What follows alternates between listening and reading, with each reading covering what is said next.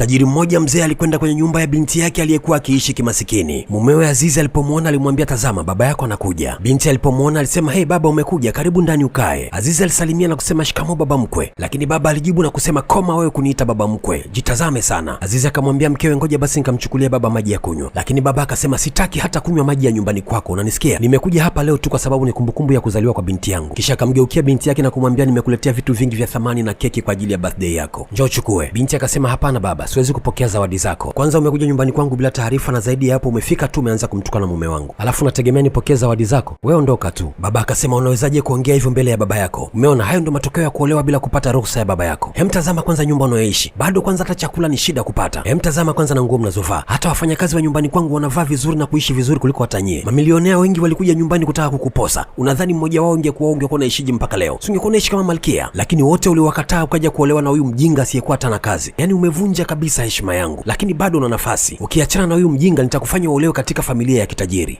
Achana naye, njoo tuondoke. Binti akasema, hapana baba, siwezi kuondoka na wewe, na wala sitaki kabisa kuolewa na mwanamume mwingine. Mume wangu ananipenda na mimi ninampenda pia. Baba akasema, hutaki kunisikiliza? Haya sawa, endelea kuishi hapo kuzimu, na hiyo ni adhabu yako ya kutoka kumsikiliza baba yako. Utakapopigwa na njaa utanikumbuka, lakini usithubutu hata siku moja kuja nyumbani kwangu, aliongea mzee kisha akaondoka. Miaka michache baadaye binti alifungua mlango akashtuka kumwona baba yake. Akasema, baba, mbona uko hivyo? Karibu ndani. Alimkaribisha kwenye sofa kisha akamuuliza, baba, habari za huko? Mzee akasema, sio njema binti yangu, sio njema kabisa. Binti akasema, unamaanisha nini kusema hivyo baba? Mzee akasema, mwanangu, kiburi na maringo yangu vimeharibu maisha yangu. Yaani nashindwa kuelewa kabisa. Yaani vitu vyangu vyote vimepigwa mnada, alafu bado nadaiwa dola milioni 1. Binti akasema, unadaiwa dola milioni 1? Imekuwaje kwani? Muda huo Azizi alitokea na mkewe akamwambia, baba amekuja. Azizi akasalimia, shikamoo baba mkwe, unaendeleaje? Mzee akajibu, marhaba mwanangu, na mkewe akadakia, baba yupo katika wakati mgumu sana. Kampuni yake yote imefilisiwa na bado anadaiwa dola milioni 1. Azizi akasema, usijali, mpe baba pesa zote zilizopo ndani kwetu, alafu ndani ya siku 2 nitampambania zitakazokuwa zimebaki. Baada ya kuongea hivyo Azizi aliondoka zake. Binti akasema, baba usijali tena, deni lako litalipwa. Sisi ni watoto wako, lazima tukusaidie. Alafu nikukumbushe, mtu yule ulikuwa unamuita mjinga ndo mtu huyo anayekusaidia leo. Na wala hata hajauliza kwa nini akusaidia kukulipia deni lako wewe. Ndo utambue ni mtu mwema, na wala hakuwahi hata kuyaweka maneno yako mabaya moyoni kwake. Ndiyo, kuna kipindi tulipitia maisha magumu sana, lakini alifanya kazi kwa bidii zote na mambo yote yamebadilika. Weka kwenye comment umejifunza nini.